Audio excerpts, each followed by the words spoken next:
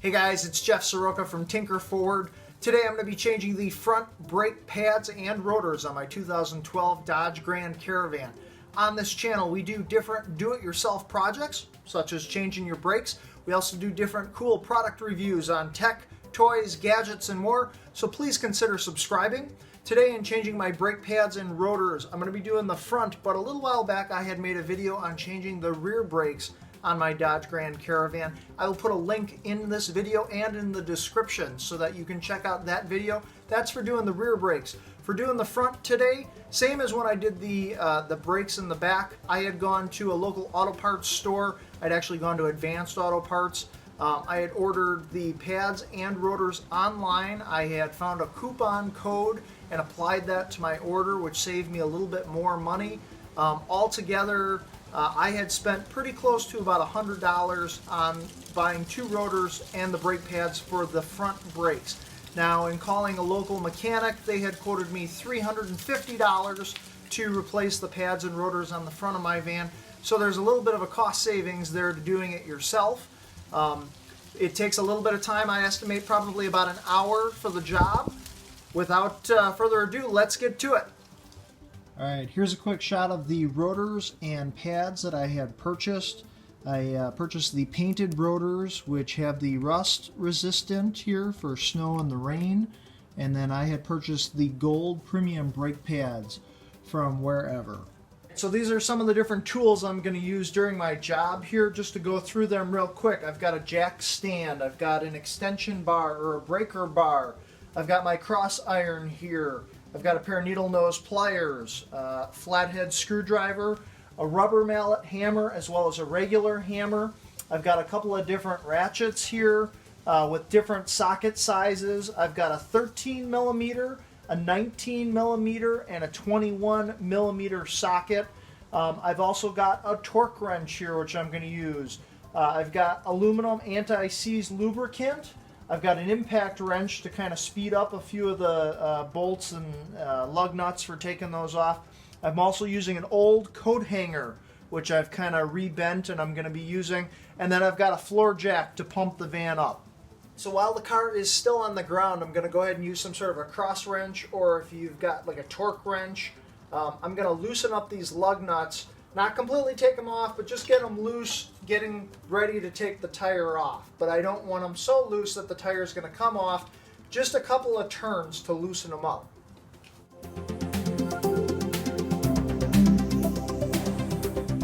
So with the lug nuts loosened, I'm getting ready to jack the car up. I've already gone over and I've put the parking brake on my van so that I've got that extra security so that the van doesn't roll back or forth. I've got my jack set up here and ready to go, but before I jack it up, I also have a jack stand that I'm going to insert under the van. Once I get it lifted into the air, the jack stand is going to add that extra security so that the van doesn't come crashing down on me if for some reason the jack fails, or if I'm working on a piece of the van and I shake the car enough, if it would come loose from the jack, the car could come down. So having something solid to hold the van up, such as a jack stand, is going to work great. If you don't have a jack stand, you might want to consider buying some. They're fairly cheap. The other thing is you can use something solid. I've seen people take tires, turn them flat, slide that under the van. You can also use a solid block of wood or something solid that's going to give you that extra security to hold the van up just in case your jack fails on you.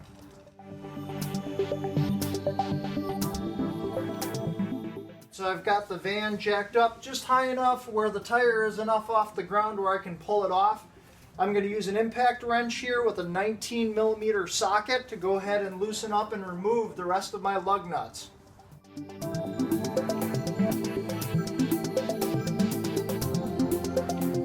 And I went and got myself just a plastic container to put all my lug nuts in so that I don't lose them.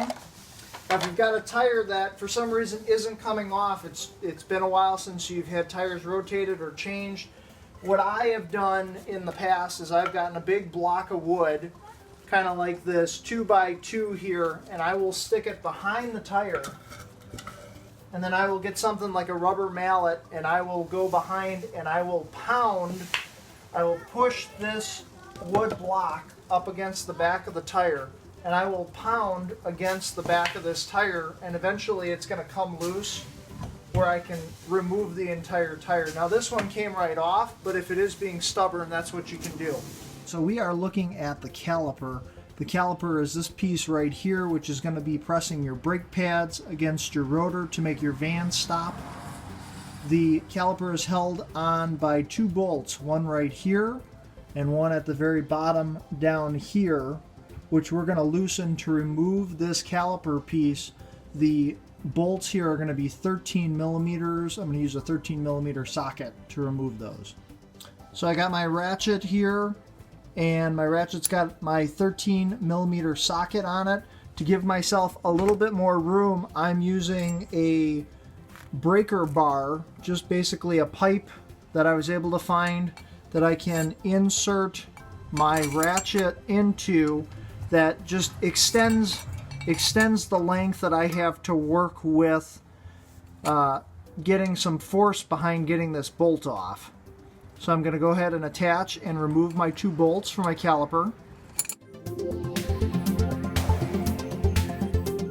So I find that as I get this bolt loose here on the caliper, as I'm turning it, it's also going to start turning the piece that holds it in on the other side here. So I use something like a needle nose pliers to just kind of clamp over that. That's going to hold that in place and allow me to completely keep turning the bolt to eventually remove the entire bolt.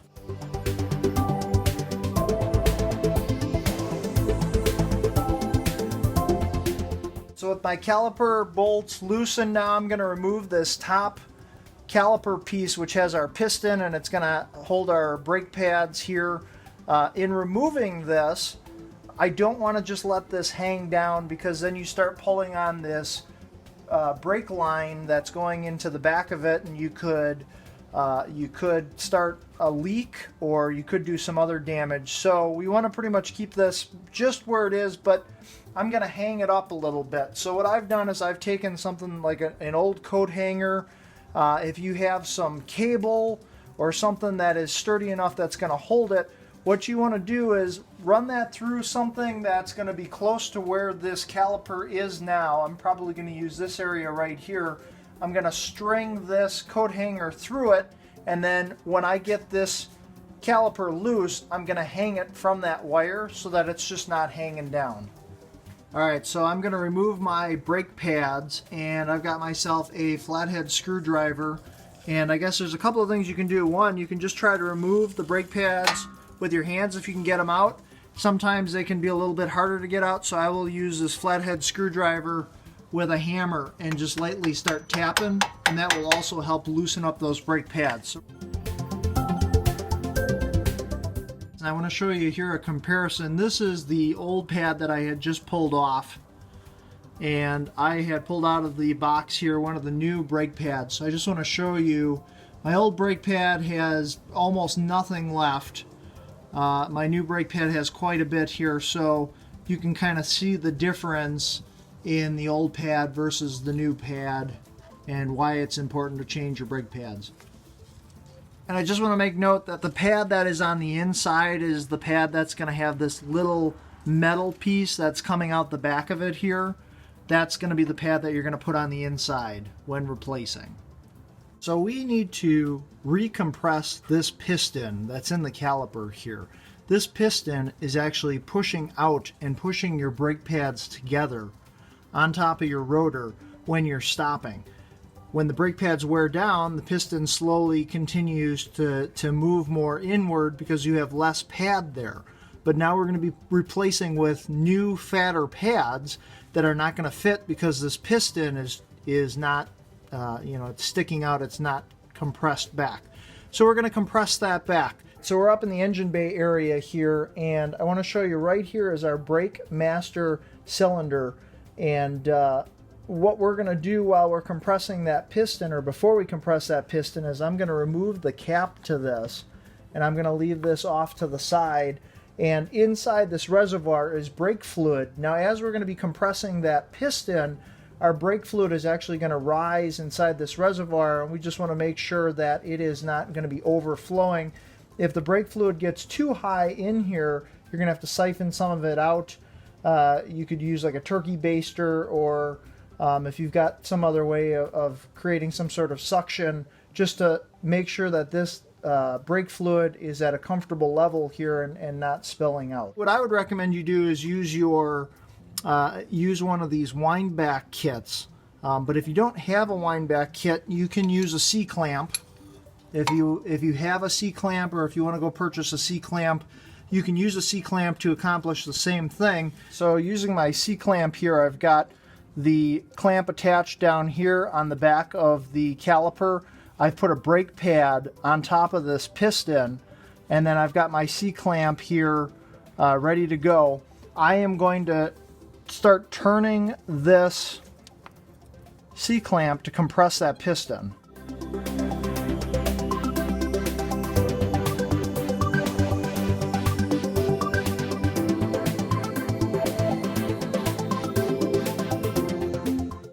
You can see that the piston is compressed all the way back in. Okay, and I've been keeping an eye on my master cylinder here, and the brake fluid level is looking good. Now from this point, if you were just replacing your pads, you would reinsert your new pads, go ahead and put your caliper piece back on, put your bolts back in, and that would be it for the brake pads. But I'm going to continue here, and I'm going to replace this rotor. You're going to need to remove this bracket, and this bracket is held on the back here with two very large 21 millimeter bolts. So we're going to use a 21 millimeter socket that I've got hooked up to my ratchet here to go ahead and loosen these guys to remove this bracket.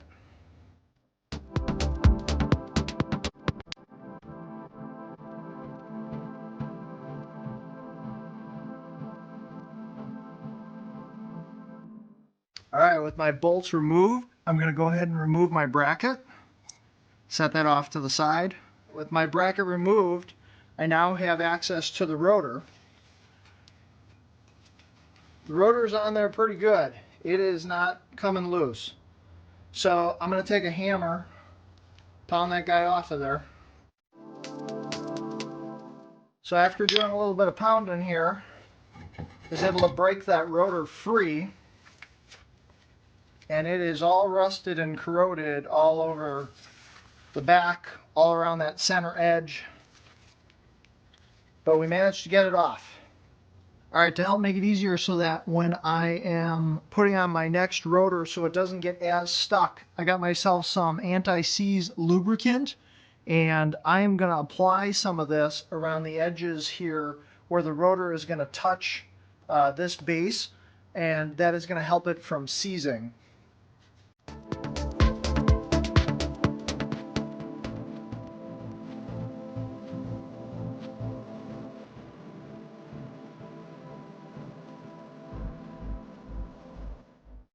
So I've got my new rotor here, and I'm going to do the same thing with putting some of that anti-seize lubricant. I'm going to put that on the back here, which is going to press against the base. That's also going to help it from sticking the next time that I want to take this rotor off.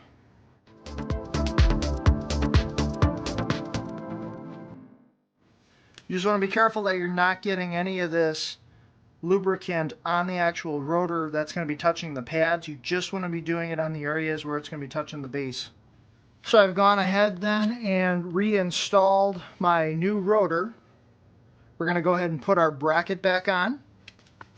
And I'm going to go ahead and also apply some of this lubricant to these bolts to help them screw back together, and then also make it easier the next time I need to take these off. All right, I'm going to tighten up our bolts.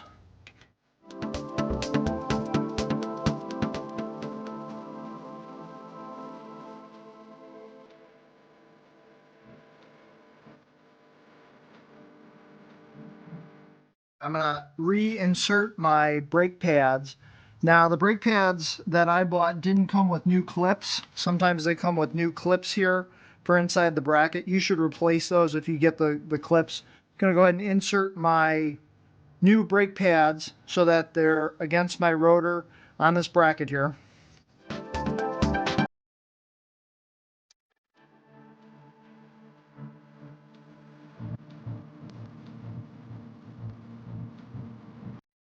Brake pad is in on either side, so I'm going to go ahead and reattach the caliper.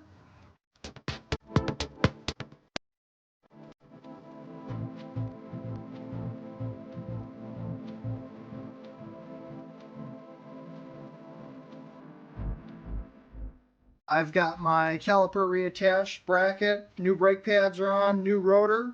We're going to go ahead and put our wheel back on.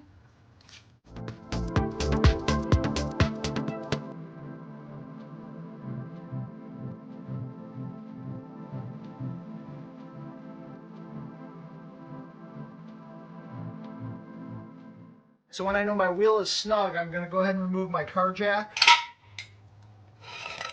And we're going to go ahead and bring the car back down.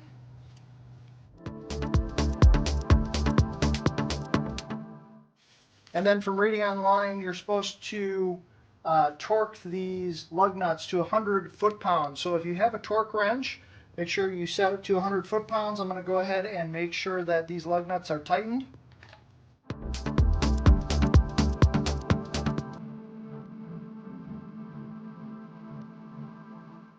So I finished my brake job on the first tire. I'm going to repeat everything that I just did on the other side of the car, do that to the other wheel. That's going to complete my brake job.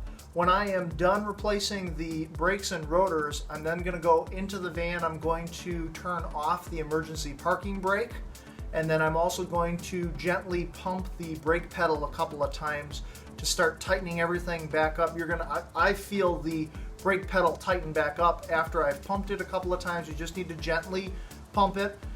From that point, what I'm going to do then is slowly back the van out of my driveway and continuously be pressing the brakes every second or two just to make sure that I'm able to stop and make sure that I'm able to move very slowly and stop at a safe distance. Hey, thanks so much for hanging out with me and changing some brakes. Hopefully you learned something. If you have any feedback or you have any comments on the process of how I changed the brakes, I would love to hear your comments down below, so please let me know. Also, if you found this video helpful, give us a like, as well as you can subscribe to our channel for more great videos like this, do-it-yourself projects, tech, gadget, product reviews, and more. My name is Jeff Soroka from Tinker Ford. I appreciate you guys watching, and we'll see you soon.